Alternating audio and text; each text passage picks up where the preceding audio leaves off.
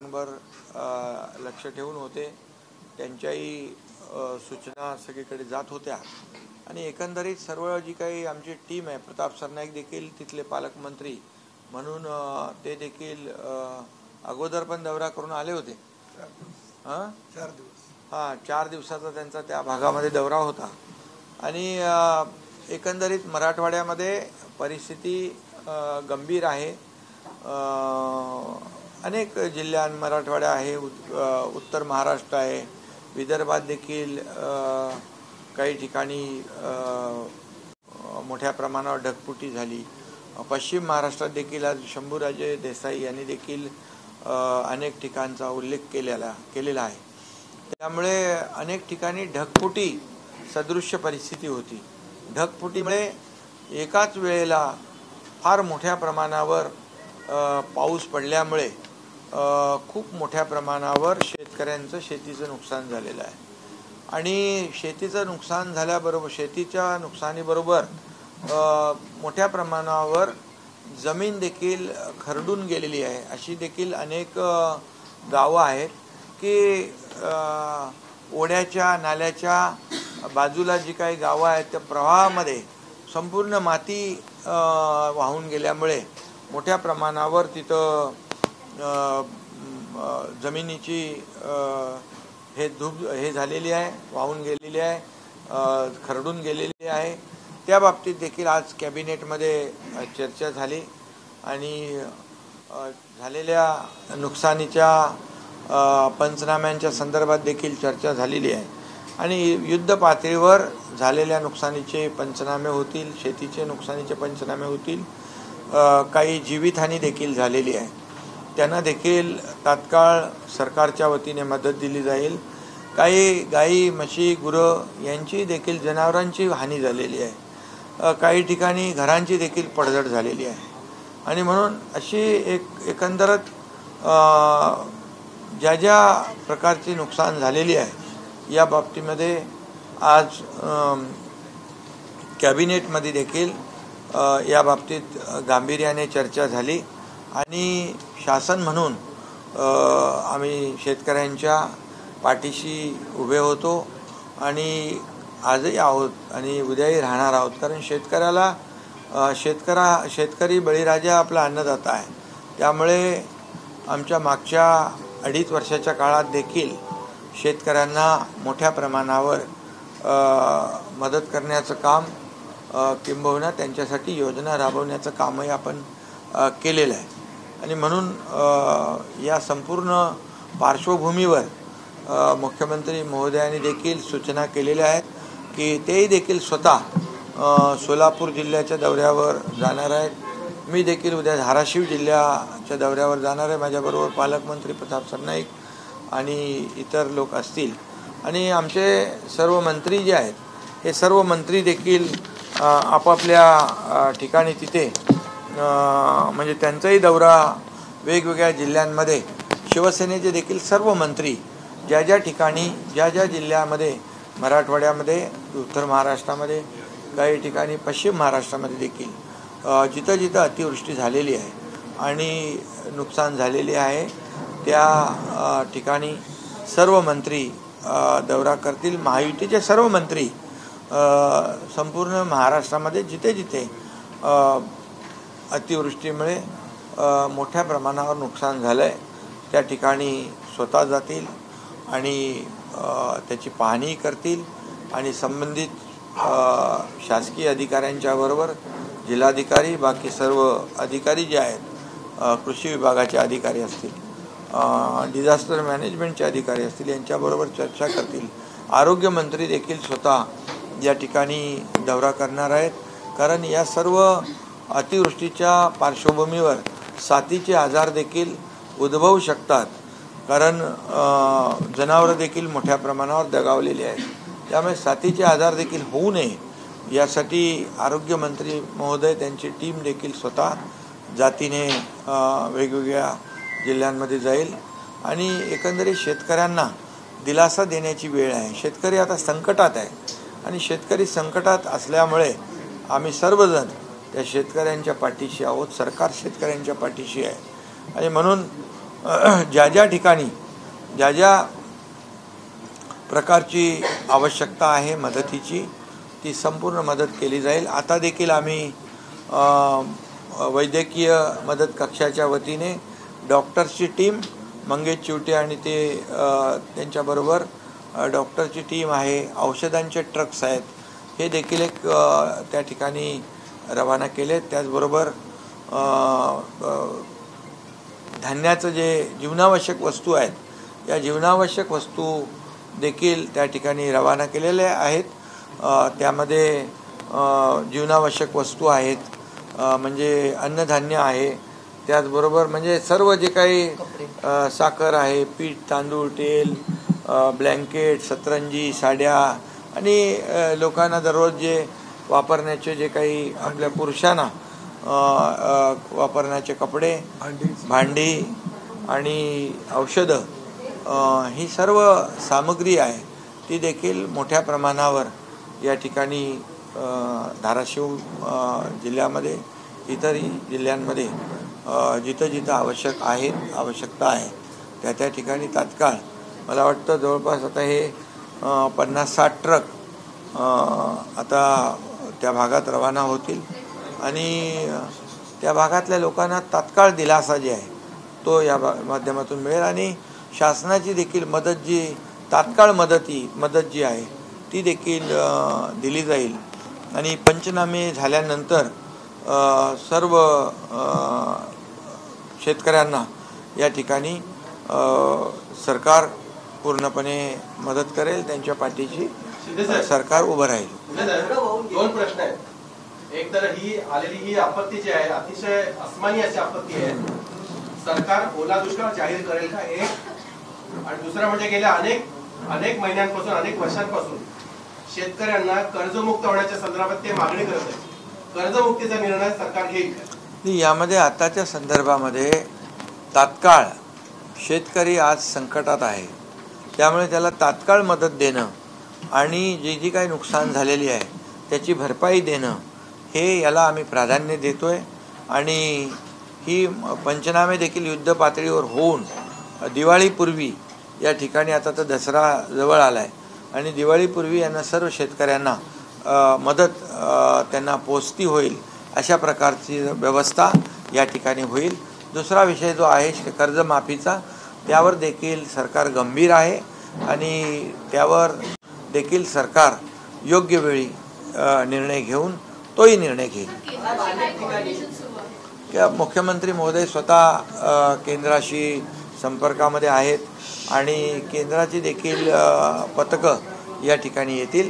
केंद्र सरकार देखील नेहमीच आपल्याला मदत करत आलेलं आहे आणि आता यावेळी देखील खूप मोठ्या प्रमाणावर नुकसान झालेलं आहे, त्यामुळे आम्ही केंद्र सरकारच्या बरोबर देखील संपर्कात आहोत आणि केंद्राकडून देखील मदत मिळेल, राज्याकडून देखील मदत मिळेल। यावेळेस शेतकऱ्यांना कुठल्याही परिस्थितीत वाऱ्यावर सोडणार नाही।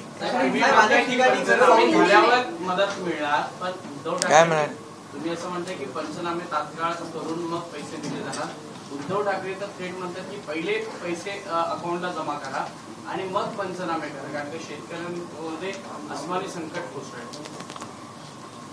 खरं म्हणजे ते पण मुख्यमंत्री होते, मला वाटतं त्यांनी अशा प्रकारचा निर्णय घेतल्याचं माझ्या कधी ऐकिवात नाही आणि म्हणून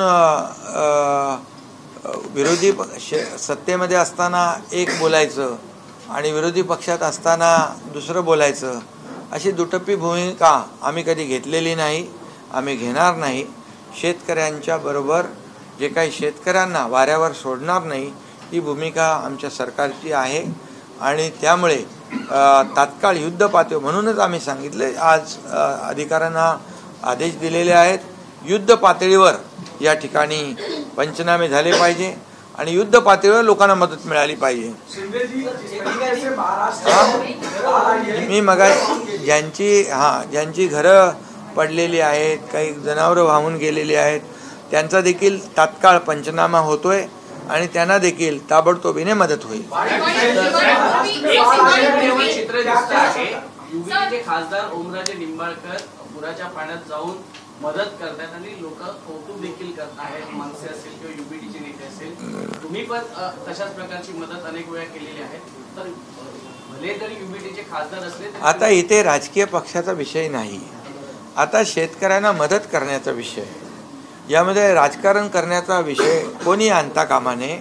आता शेतकऱ्यावर आसमानी संकट आलेलं आहे, त्याला या संकटातून आपल्याला बाहेर काढण्यासाठी इथं कुठल्याही राजकीय पक्षाचा विषय नाही. जे जे मदत करतायत त्यांना धन्यवादच द्यायला पाहिजे, त्यांचे आभारच मानले पाहिजे. की आता हे मदत करणं, हे जेव्हा जेव्हा आपण पाहिलं महाराष्ट्रामध्ये, जेव्हा जेव्हा संकट येतं तेव्हा सगळी राजकारणं बाजूला ठेवून, आपण राजकीय हेवेदेवे बाजूला ठेवून आपण शेतकऱ्याच्या पाठीशी उभं राहतो, शेतकऱ्याला मदत करतो. ही आपली संस्कृती आहे. त्यामुळे जे कोणी यामध्ये मदत करतायत, जे कुठल्या पक्षाचे असतील, त्यांना मी धन्यवाद देतो.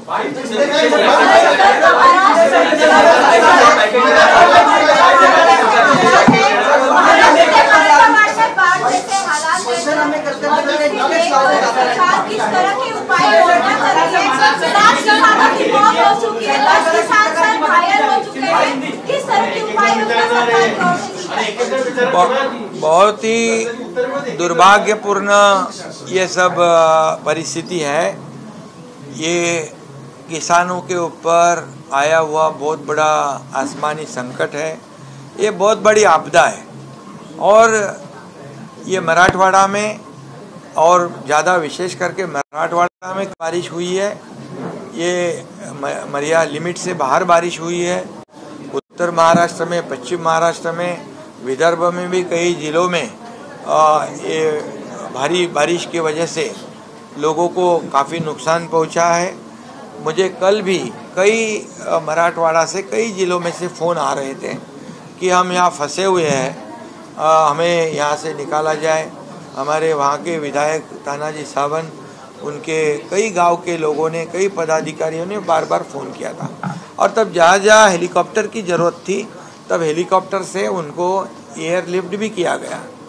और इसलिए मैं कल भी कई जिलाधिकारियों से, विभागीय आयुक्त जी से मैंने कल बातचीत की और जायज़ा भी लिया हुआ है.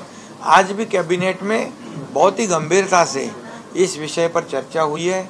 मुख्यमंत्री महोदय जी ने भी सभी को सूचना दी हुई है कि ऐसे हालात में हम किसानों के बीच जाने चाहिए और हर जिले में जहाँ जहाँ बाढ़ है, वो भी खुद मुख्यमंत्री जी सोलापुर जाने वाले, मैं भी खुद धाराशिव जाने वाला हूँ. मेरे साथ पालक मंत्री प्रताप नाइक जी हैं और हमारे मंत्री जो है, सभी शिवसेना के भी मंत्री जहाँ जहाँ आपदा आई है वहाँ जाने वाले हैं. और महायुति के भी सभी मंत्री सब जगह जहाँ जहाँ ये आपदा आई हुई है, वहाँ किसानों का नुकसान हुआ है, वहाँ जाएंगे, वहाँ का जायज़ा लेंगे डायरेक्ट, और वहाँ क्या परिस्थिति है, क्या क्या नुकसान हुआ है. इससे अधिकारियों से बातचीत भी करेंगे और वार फुटिंग पर जो पंचनामा है वो भी करने होगा. और जल्द से जल्द हमारी कोशिश है कि किसानों को राहत मिले, किसानों को पैसे मिले. भाई, जिस तरीके से 2000 करोड़ से ज्यादा आप लोगों ने आज कैबिनेट में मंजूर किया, अलग अलग तरीके से लोगों को राहत देने के लिए अपोजिशन कह रहा है या यूबीटी के लोग कह रहे हैं कि सरकार गंभीर नहीं है और अभी तक किसानों को मदद मिलनी चाहिए, वो नहीं मिल पा रही. देखिए, अभी इसमें तो ऐसे समय में विपक्ष को भी राजनीति नहीं करनी चाहिए. अब ये किसान जो है, किसान संकट में है, आपदा में है, तो ऐसे समय में सब लोगों ने मिलकर किसानों को राहत देने का काम करना चाहिए, न कि राजकारण करना चाहिए.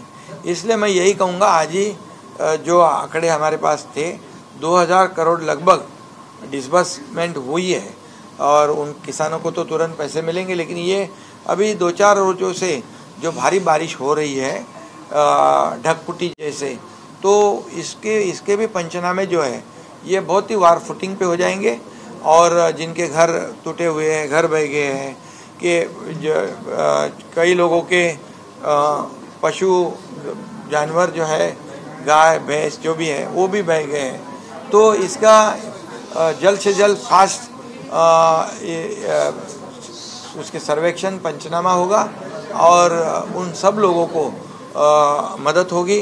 हमारी पालक मंत्री प्रताप सरनाईक और हमारी वैद्यकीय कमेटी, वैद्यकीय जो कक्ष है, इन्होंने भी डॉक्टरों की टीम, दवाइयों की टीम और उनको जो रोज़ाना लगने वाले जीवनावश्यक चीज़ें हैं उसको भी तुरंत राहत देने के लिए, कपड़े हो, राशन हो, बर्तन हो, तो ये तुरंत सब उनका बेसहारा हो गया है, सब बह गया है।